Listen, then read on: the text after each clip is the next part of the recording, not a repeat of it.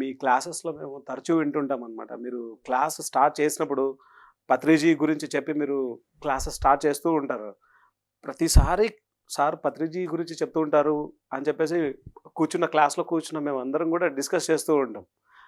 మీ డీపర్‌లో ఎంత గ్రాటిట్యూడ్‌తో మీరు ఉంటుంటారో అది మాకందరికీ చెప్పకనే చెప్పినట్లు ఉంటుంది సార్.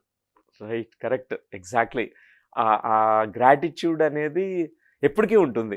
నేనెప్పుడు ఆయన కలిసినప్పుడల్లా ఎట్లా ఫీల్ అవుతుంటానంటే, ఆయన చేతిని నేను పట్టుకుంటాను చిన్న పిల్లవాడిలాగా. ఆయనేమంటే నాకు ఒక గ్రాండ్ ఫాదర్ లాగా కనిపిస్తుంటారనమాట. అంటే చాలా ఫాదరు, గ్రాండ్ ఫాదర్ ఎలా మనం చిన్న పిల్లవాడు పట్టుకుంటే, చేయి పట్టుకుంటే ఎంత ఆనందం వేస్తుంటదంటే, ఆయన ముందు నేను చాలా చిన్న పిల్లవాడిగా నన్ను చూసుకుంటుంటాను. ఎప్పటికీ అంతే. ఎందుకంటే ఆయన నాలో ఎంత ఇన్‌స్పైర్ చేస్తారంటే, అది జస్ట్ ఎనర్జిటిక్ కాన్వర్జేషన్ అనమాట. అంటే ఆయనేమో నాతో మాట్లాడేసి ఇది చెయ్యి, అది చెయ్యి ఏం చెప్పరు. ఆయన ఎప్పుడు కూడా నా డెసిషన్స్ నేనే తీసుకునే విధంగా చేస్తారు అంతే. నేను ఓన్లీ ఆయనకెళ్ళి ఇది డెసిషన్ తీసుకున్నా అని చెప్తాను. ఇప్పుడు లైఫ్ యూనివర్సిటీ కూడా అంతే. ఒకరోజు వెళ్ళి సార్ యూనివర్సిటీ స్టార్టింగ్ అంతే.